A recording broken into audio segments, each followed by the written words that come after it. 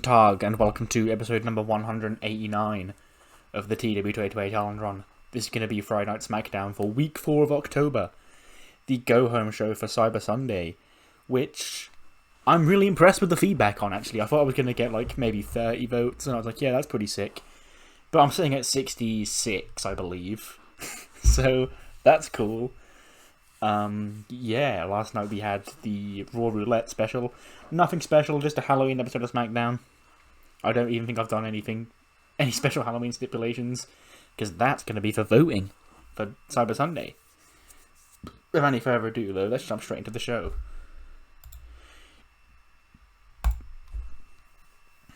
#100 rated opening segment with the big dog, the WWE Champion Roman Reigns, and the rest of the tribe. Or the Bloodline, whatever they're called. The Bloodline, yeah. It says angle with the Bloodline. And he's like, Special Counsel, tell these people what's happening. And they're like, ladies and gentlemen, in 48 hours' time, you get to decide who will be the latest victim of your tribal chief, the WWE Champion Roman Reigns.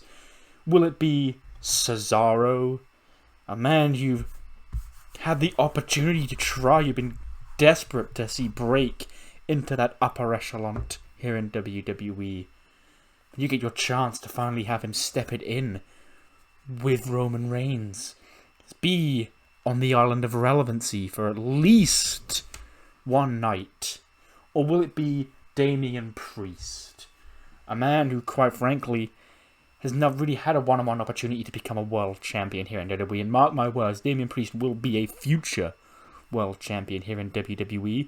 And if you want to try and rush him to that mantle this Sunday, he will get embarrassed and exposed by your tribal chief. And then there's Buddy Murphy, the man who will face the right-hand man, Jimmy Uso, tonight in the main event. Buddy Murphy, he was a former WWE champion last year. A lot of people may not remember that because he didn't do much with the title, but he did win it. He is also the current SmackDown Tag Team Champion with Damian Priest, and he's come up short time and time again. This hasn't been the year of the Buddy, ladies and gentlemen. If you want to give him one last shot of relevancy, be my guest, because the tribal chief will put him down too. He's like, Special Counsel, tell right-hand man what's happening. It's like, you, Jimmy Uso, last week you lost to Damian Priest, and the week before that you lost to Cesaro. So naturally, you're going one-on-one with Buddy Murphy in the main event tonight.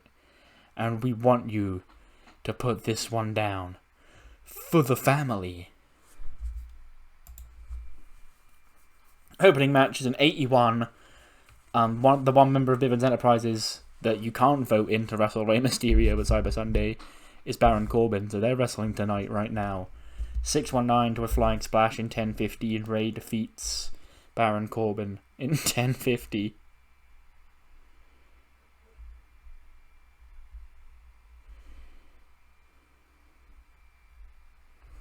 $78 for Corbin, 74 for Rey.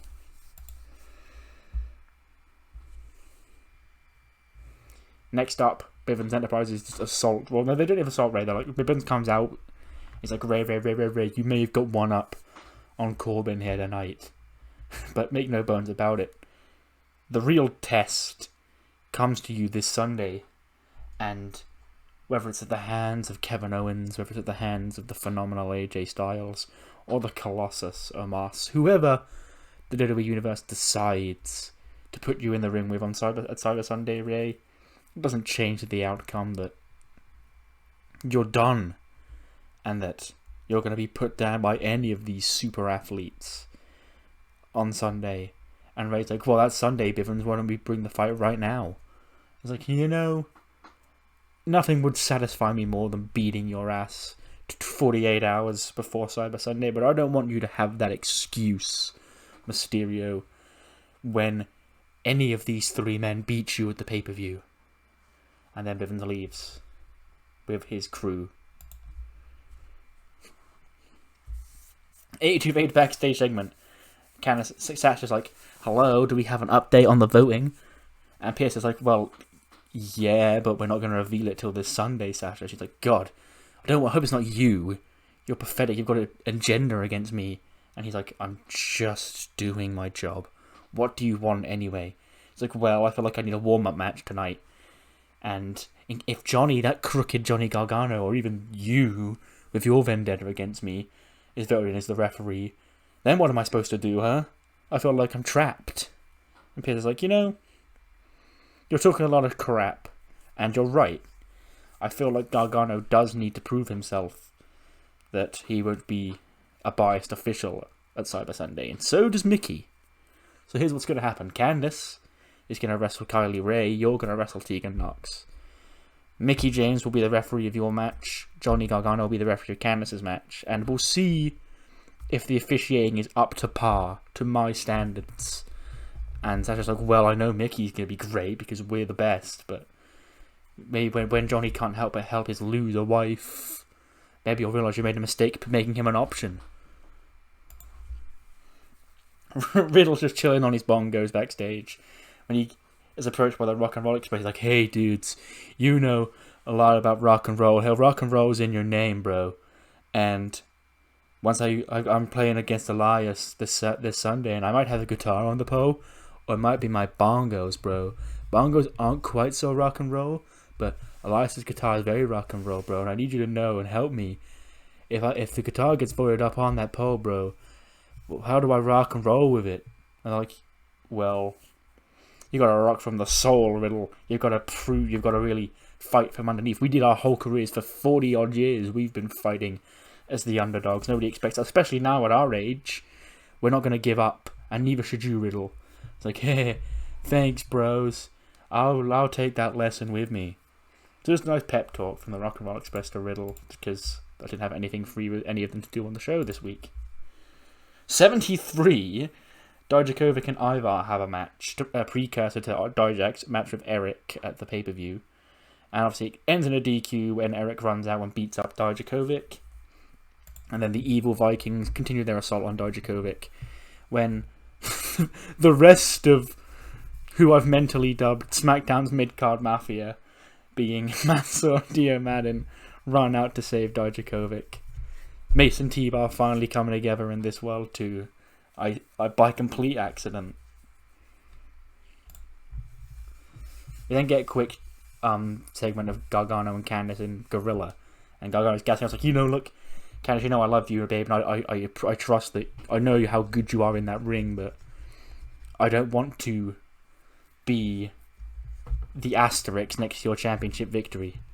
And then Kayla comes like, hey, God, Johnny, what are your thoughts on having a referee Candice's match now? He's like, Sasha's got a lot of suspicions about me, and I completely get it, because obviously if I was voted in to referee my own wife's match, that could seem kind of suspicious and make it seem like I'm going to be a bit biased. And obviously I am going to be biased towards who I want to win, but I don't want, me and Candice, we grinded our asses off to make it this far, and if Candice is going to beat Sasha Banks on Sunday, which she will, I don't want it to be because Johnny Gargano, her husband, was the referee, and because Johnny was a crooked ref and screwed Sasha. And no, we want Candice to earn this opportunity, because if she doesn't earn the opportunity, she doesn't really mean anything if we get it. So I could be there, I'm gonna have front row seats if you vote me in to see my wife bash Sasha Banks' head in. But if you vote me into the match, I have enough faith in my own wife that she can get the job done without biased officiating. And I don't want to be that asterisk. I don't want it to be Candice LeRae wins the championship, but only because of Johnny. Candice is going to win because of Candice LeRae. And then the match happens. Johnny calls it perfectly down the middle, and Candice gets the job done here tonight. 809 of a heartbreaker, 70 for Candice, and a 53 for Kylie Ray. So yeah, Johnny living up to his word, calling the match straight down the middle.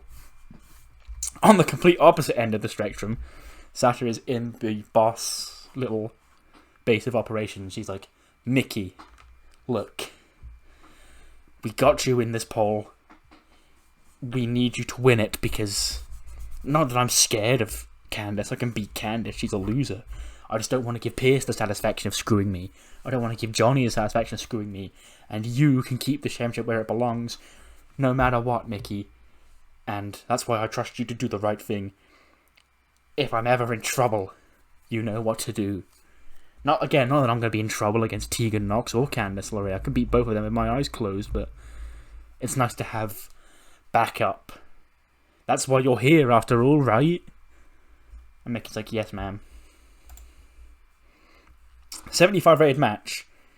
Tegan Nox defeats Queen Sasha in 7:22 with a fast counter pinfall by Mickie James.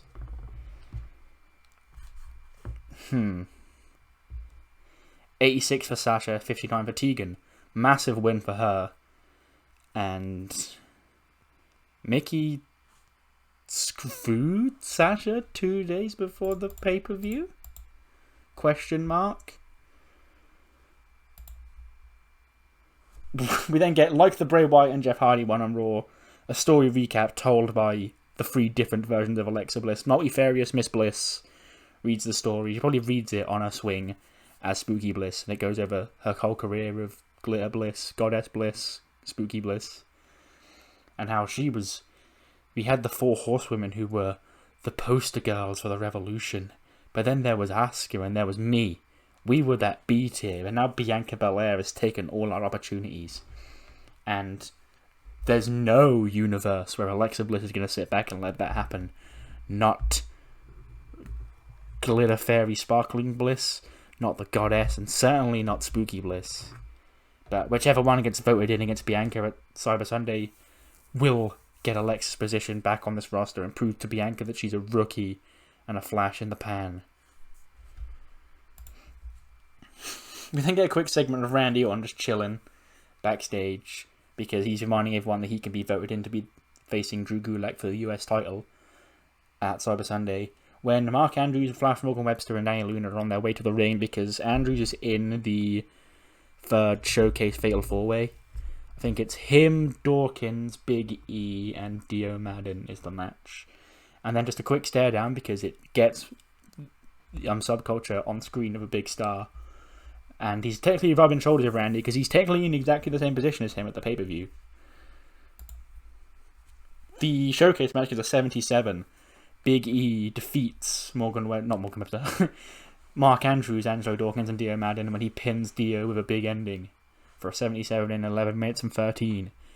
87 for E, 65 for Dawkins, 64 for Dio, and a 74 for Mark Andrews. That's actually really good from him. He's definitely more over than Webster. And he's doing really good, so he's probably going to be the star of the team at this rate. But now we've seen 12 of the names on that list in action over the last 3 weeks.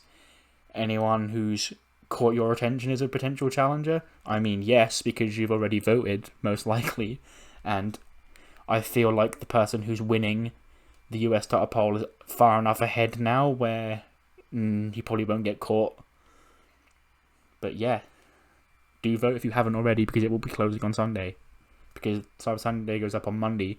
Because Full Brawl goes up on Sunday because this will go up tomorrow Saturday. We then get a backstage interview with Andrade and Zelina Vega. And Chaos talking about, well, you saw 4 potential challengers. All of those, alongside you, Andrade, can be voted in for the US title match. And Zelina's like, shush. I don't expect much from the WWE universe. They've been disrespecting Andrade for years now, but if they want a true contest against Drew Gulak on that event, they'll vote for Andrade and his impressive streak to get the opportunity for the US title, and I'm going to be by his side when he gets voted in. And Kayla's like, you sure you're going to be by his side? And she's like, yes, that's what business associates do, Kayla. And she's like, well, but what about that match of Sonya Deville you have on the kickoff show for Cyber Sunday? And she's like, the what? She's like, the match that you have of Sonya Deville just announced for the kickoff show Cyber Sunday. She's like, the what? And Kayla's like, the match? She's like, no, I heard you. But, the what? So, Zelina and Sonya, that's not going to have a vote on it. It's a kickoff match. It's just a nice way to... It would be to entice last-minute votes, I guess. Backstage segment. Sasha's not happy. She's like, Mickie, what the fuck are you doing, bitch? Why'd you fucking... What the fuck? Explain yourself. And Mickey's like... She puts a hand on her shoulder and goes, Sasha, do you trust me? And she's like, well, not really at the minute, no. And she's like, between you and me, the WWE Universe and Adam Pearce, and basically everybody back here except for me, Indy and Dana, wants you to lose that SmackDown Women's Championship. So, if I get voted in, I can help you retain it, but they're not going to vote me in if they think I'm an associate of you, because then they'll want you to keep the title. They don't want you to keep the title, they want you to lose the title to Candice, but I may be your only way of not getting screwed out of this match, but I need them people to be able to vote me in, Sasha. So that's why I did what I did. It's all a ploy, we've got him on the hook. And Sasha's like, I knew you were my veteran for a reason. Little did she know she just blabbed her entire plan out on camera to the same people she was trying to trick. But hey ho, it's wrestling. 70 rated hype segment for the final of the Mixed Match Challenge, which takes place after SmackDown. Big E and Tegan Nox take on Jeff Hardy and Io Shirai. The winning team receives a championship opportunity for the WWE or World Heavyweight or Raw or SmackDown Women's Championship at a later point. 81 is actually the worst of the Jimmy Uso main events, I think. I think they've gradually got worse. I think Priest was better than this, and then obviously Cesaro's was the best because he's like the best wrestler in the world. But of course, 0 for 3 for Jimmy Uso. It would be a bit silly if I was going to have him beat one of the options and lose to the other two, because then why would you vote for that guy? So Buddy Murphy does defeat Jimmy Uso in 13:32 for Murphy's Law. 84 for Buddy, 70 for Jimmy. After the match, Buddy Murphy stands tall over Jimmy Uso and Roman and Jacob Fatu and Paul Heyman walk onto the ramp just shaking their heads. They're like, oh god, oos. When they're jumped from behind by Cesaro and Priest. And finally the Bloodline is on the lower back end of the beatdowns. They 2-on-1 Jacob Fatu on the ramp, Cesaro and Priest do, as Roman scrambles into the ring. Then as he gets into the ring, he's rocked by a big knee by Buddy Murphy, so the Tribal Chief is down. The WWE Championship is down in the middle of the ring, and Buddy Murphy picks up the belt and he holds it up high. But Priest and Cesaro are in the ring now, and Priest snatches the title off Buddy Murphy, and he looks at the belt. Buddy's like, what the fuck are you doing, mate? We're supposed to be partners. But then Cesaro snatches the belt off Damian Priest, and he looks at the belt. And all three men sort of get in a bit of a scuffle. Jacob Fatu and Roman Reigns are now back up. And they take all three men down, and Roman takes his belt back. And he stands tall to end the show. So a bit of dissension between the three options here, because they couldn't be goody-goody for too long. They've butted heads because they are all after the same goal. But which one will get your vote? Again, I actually feel like I know, because there's been enough voting now. So I think I know which one of the three is won.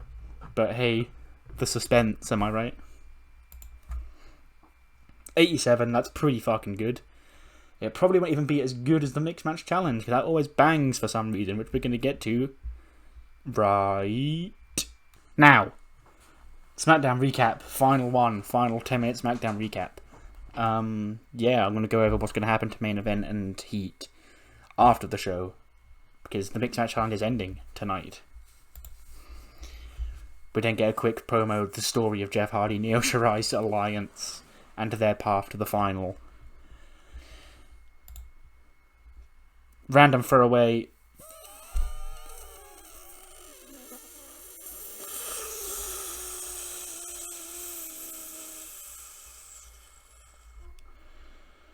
Damian Priest broke his ankle in a random throwaway 8-person mixed tag team match on the final of the mixed match. Damian Priest, Montez Ford, Shotzi, and Bianca defeated Andrade, AJ, Dakota, and Zelina. Bianca pinned Dakota with a KOD. 70 for Vega and Dakota. 79 for AJ. 94 for Andrade. 71 for Bianca. 70 for Shotzi and for Montez. And a 77 for Priest. Big E and Tegan Nox hype their path to the final just like Jeff and Io did. And then we get the Raw recap, which gets a 93, all the important people from Raw. And then the final match of the tournament gets an 85.